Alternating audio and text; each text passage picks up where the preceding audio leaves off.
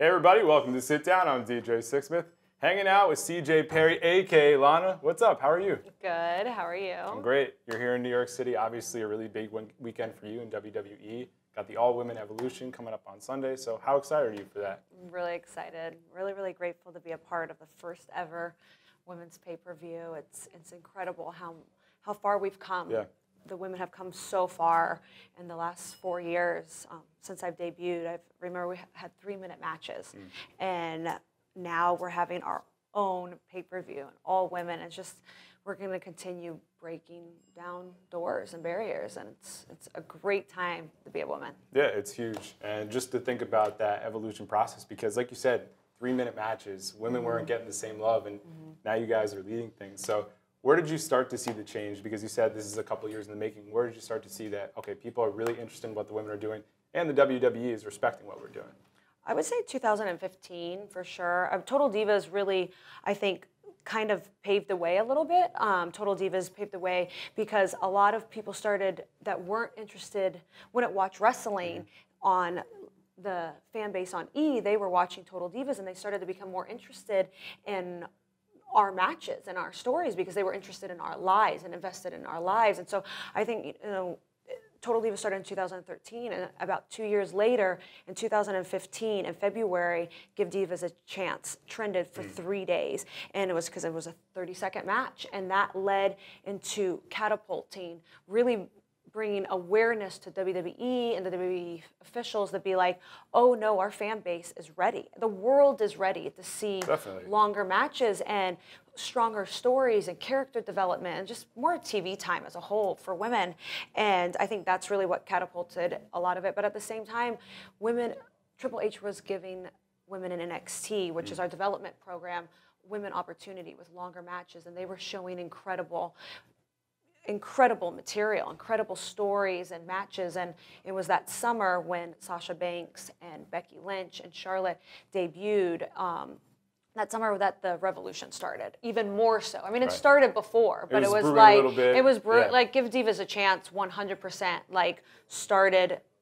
People were like, we want to see it, we want to see it. But then when the new crop of women came up and was fighting, the Bellas and Paige, it was just like, whoa, people just so excited. And the revolution, now the evolution was born. Yeah, it's awesome. And like you said, the storylines are such an important part of that. But also, you're doing a lot of different things, and that kind of hits on your story because you're doing TV, you're getting your name out there, you were doing music in the past. You've done a lot of different things. So what's been like for you to hit a bunch of different things in your career so far? Oh, gosh, there's so many. I'm so grateful for my journey. It's been pretty wild. At times I'm like, oh gosh, I did that. Well, even like your childhood. I mean, it like feels I lived like so many lives. Florida, you're overseas. Just take me back to that part and how those formative years impacted who you are now. Yeah, I mean, I grew up in Russia. I was born in Florida. My parents were Christian missionaries. I was a professional ballet dancer.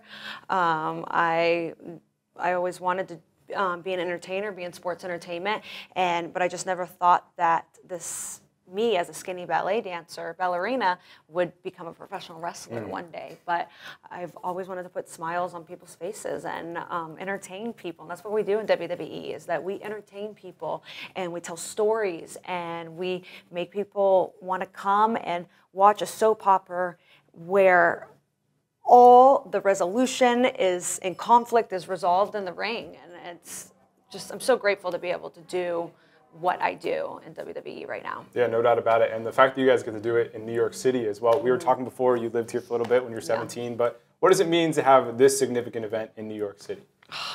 It's so exciting. I moved here when I was 17, chasing a dream to be an entertainer, chasing a dream to tell stories. And at the time, I wanted to be a professional. I was a professional ballet dancer, a ballerina, and I moved to New York City because I wanted to dance with companies here.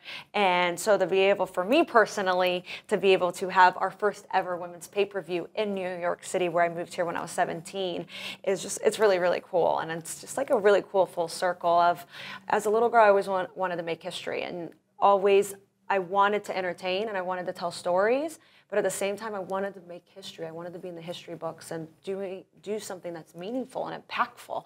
And so to be a part of something that will make the history books is just, I'm so grateful, and I just want to encourage like all the little girls out there, and little boys out there, that you can do anything you set your mind to, anything. Yeah, no doubt about it. And Yeah. you're mentioning little girls because when you were a little girl, there was no woman wrestler that you could look to and say, I want to be like that. But now there's so many women wrestlers like you. So what's been like interacting with young girls and seeing that they actually have that future now thanks to people like you? It's really, really cool. It's so cool to go when we wrestle at and perform and compete at live events, to see, and TV, to see like a whole bunch of little girls out there dressed in Happy Lana Day shirts and Happy Lana Day outfits, and to see girls dressed up as the Bellas and dressed up as Becky Lynch and Carmella, and it's just really cool that they we are showing them that they can do anything. We're stars, we're superstars, and we can do anything. And I think it's really, really cool that we're showing girls that they can be as big as the John Cenas and the Rocks and the Hulk Hogans. Totally. And you mentioned a lot of women, but how about Ronda Rousey joining the group? What's it been like having her on the tour? I mean, she's the baddest woman on the planet. I'm glad that I haven't. I mean, of course, I would love to face her, but at the same time, I'm kind of glad. Come on. Yeah, I mean, I appreciate that my arms are healthy. I mean, she's an incredible athlete, and she's brought so many eyes on the product for women, and just more. I think whatever stars we can get that bring more eyes on women is just incredible, and she does that. She's an incredible athlete, and I mean, she's out there like crushing people's arms and breaking, so I'm excited to see what she will, do in her time in WWE. She's already done a lot. Yeah, no doubt about it. And Nikki and Ronda. It should be interesting, right? Yeah. I'm like, gosh, they really don't like each other. Like Googling the T, I'm like, woof. But yeah, so it's exciting. I'm excited to see what's going to happen in their match on Sunday. Definitely. So when people come on Sunday, what's the one thing you're hoping for that people walk away thinking about just women wrestling or just about the event in general? I really hope that people want more, and people go, they did awesome, and that the girls did great, and the matches are good, but even more so, the stories are good, and that people go, we want more, like that wasn't enough, we want more, and that's what I really, really hope happens, and we get more, we're able to continue doing this and continue telling more compelling stories on TV. I mean, everyone's fighting for their TV time, men and women, and I just hope that we continue to tell compelling stories on TV, and we get more of these opportunities, and not just in the ring, but across the board. I think it's really great that Paige is general manager on SmackDown Live. I mean, that's another role. It's important to be in those roles as women, and not just longer matches. Right. And Renee on commentary, it's incredible that she is the first ever commentator in history that is full-time. And so I just hope to see more of that stuff, of more time for women. Yeah, because this stuff should just be normal. It's Yes. 2018, Yes. and it's great to celebrate it, but in the next few years, it's about just normalizing it. And Yes. I think people like you are certainly helping out with that, so it's really great to see. So And I hope to have a tag team division. Yeah, That's what I really am hoping that for. would be the goal. So how do you make that happen? I'm just going to keep on talking about it. Just keep putting it Keep out on there. putting it out there. Keep Keep getting on putting in it front of out people. there. Yeah. Because I feel like that's part of it too. You have to talk yourself up. You obviously have to back it up, but some people aren't necessarily thinking like, maybe we give Lana her own. They're not thinking that, but you put it out there, it suddenly becomes an idea. Yep. Just gonna keep on putting it out there. I wanna be tag team champion with Naomi, and we're gonna be called the Ravishing Glow. Oh, you got it all planned out. I have. I like it. So who are people that you've looked up to in the wrestling world? Whether it's, you mentioned some of the big names, but who are people that have really resonated with you?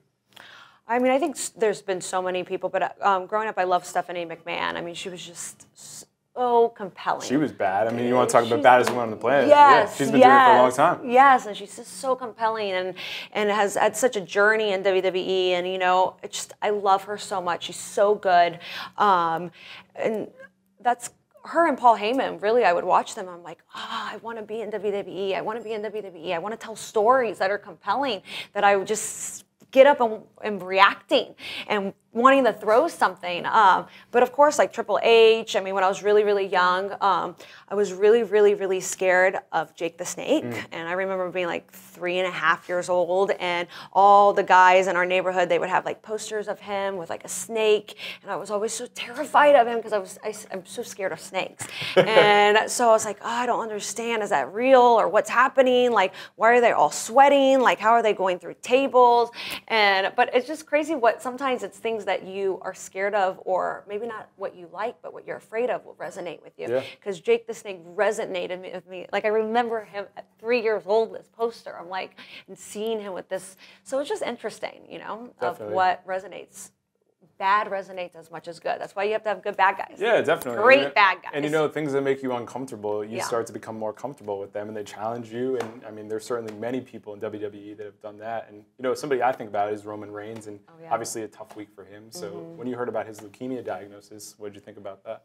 I mean, the whole entire locker room, we gasped. Like, we had just come off from our match, and one of the girls, I think it was actually Peyton Royce, mentioned it, and we all rushed to her Twitter, and it was just, I was so sad, like just so sad. I mean, I've worked with Roman Reigns. I mean, you know, he's such a great guy. He's so kind, and I just was like, I had no idea, and no one had any idea. I mean, Gorilla gasped backstage. Everyone just got, like, I think maybe only a couple people knew, and I was just like, whoa.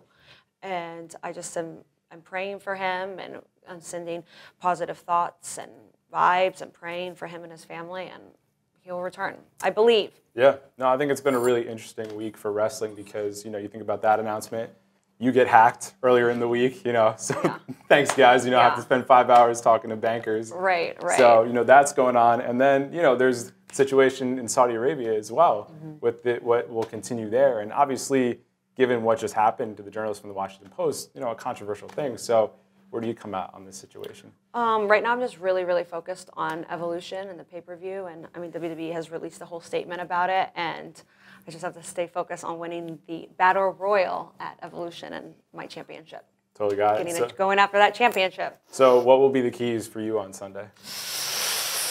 Well, the odds are definitely against me, you know, going into a Battle Royal with 30 people and so many legends. And you have Nia Jax in there, and Tamina, who is my former partner, is going to be in there, and there's some great women and incredible competitors. I'm going to try, you know, if possible, maybe I'll hide under the ring until last person standing and somehow just try to get rid of one person instead of all 29. Very good. So how can people check it out on Sunday? On the WWE Network. All right, there you have it. Lana, a.k.a. CJ Perry, thank you very much for coming in. Thank you for having me. All right, we'll see you next time. You're on The Sit Down.